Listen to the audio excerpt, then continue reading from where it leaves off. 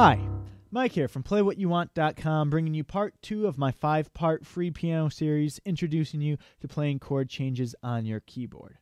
This part will introduce you to changing the major triads that you learned in Section 1 and manipulating them using inversions.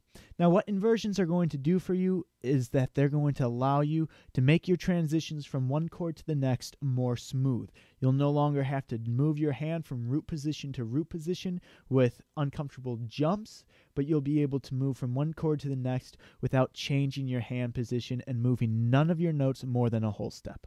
Let me show you how. Let's start with our C major triad, which again, major triads we find by starting with the root, counting up 4 half steps, and then 3 half steps.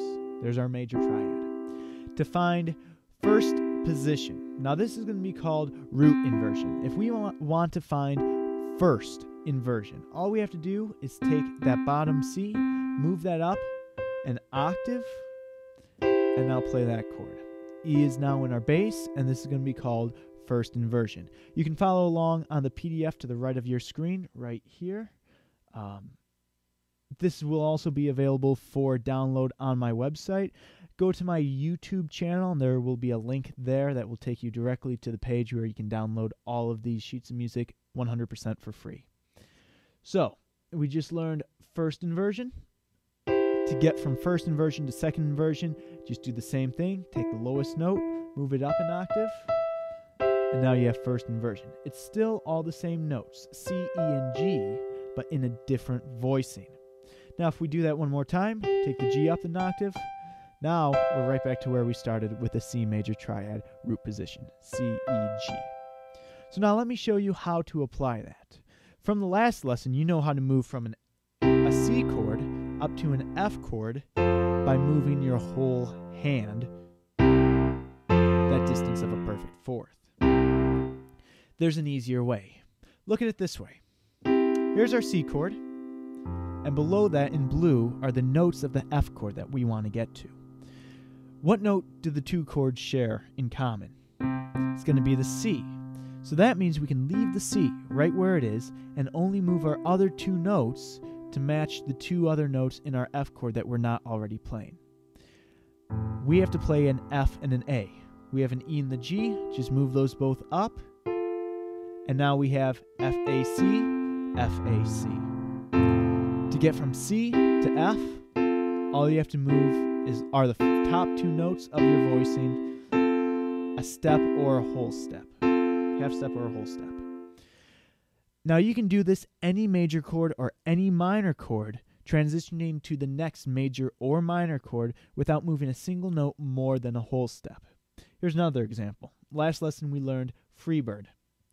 First chord was G, the next chord was E minor. Well, an E minor looks like that, E, G, and B. Well, we're already playing the G, we're already playing the B. All we have to do is take the D, move it up to E. Now we have an E minor triad, put that over E's in your left hand, and then there's your E minor chord in the quickest, easiest possible way. The other way that you'll see inversions written are going to be using fractions. I have here, Elton John's song is called Your Song. I'm sure you're familiar with it.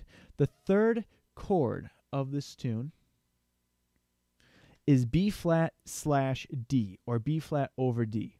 Now how you play that is start with a B flat triad, and you can use any inversion, it doesn't matter. And the over D slash D simply means you take your left hand and play D with your left hand. That's all there is to it. Any chord that you see, it could be a C chord, it could be C over C, C over D, C over E, C over F, C over G. It'll be written the exact same way, and it just means play the top part of the fraction, play that triad, or the chord if it's more than a triad, and put the bass note under it that it says to put under it. So now let me show you how to use inversions in a real life song, Your Song. The first chord is E flat. If we put that over an E flat in the left hand, that's going to be how we start the tune. The next chord is A flat major 7. Now we don't know major 7s yet, we don't know dominant 7s. That will be the next course that I do. So we're just going to treat that as an A flat major triad. To get from E flat to A flat, there's your notes for an A flat triad. We're already playing the E flat.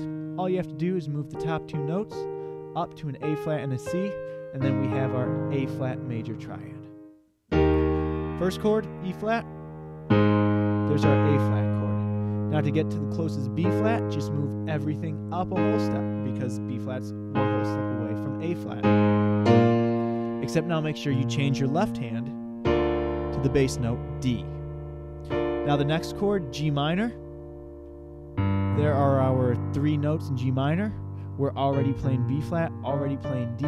Just move the F up to G and change your bass note to G. There's our G minor chord. Now we're starting to get high with our voicings. So what I want to do is take it back down, because we want to keep our voicings in the middle range of the keyboard, something in this middle C area. So instead of getting too high, I'm going to take my inversion from G down to the C below that. The closest one is technically right above, but if we want to get to C minor in the next chord, I'm going to go down. Bass notes are C. The next chord puts C minor over B flat, then C minor over A. Just change your bass note. And then it's A flat. To get to A flat, all you have to do, move your G up to A flat and your bass note down. And there's our A flat major triad. A flat, C, E flat. So now what I'm going to do is play through the first part of this song in a way that I know you're going to be able to play at the end of this lesson. I'm going to be using the inversions that I just showed you, and I'm going to be playing simple rhythms so that you can today play the song and sing along, or have someone else sing along with you.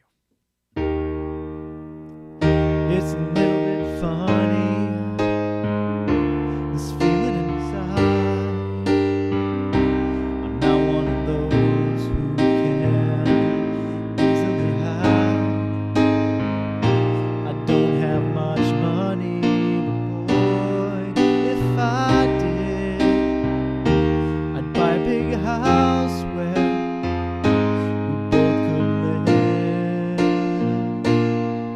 Now, all of those used simple inversions. Some of those inversions were different than the first time I walked you through it, just to show you a different way that you can use the inversions.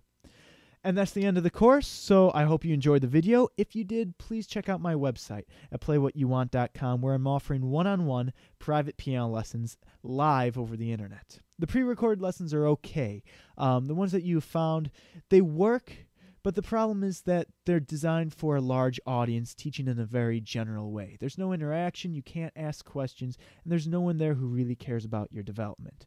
If you're interested in private lessons, go to my site, send me an email. I'll give you my first private lesson with you, an hour-long lesson, 100% for free, with no obligation, because there's no reason that you shouldn't be playing what you want today.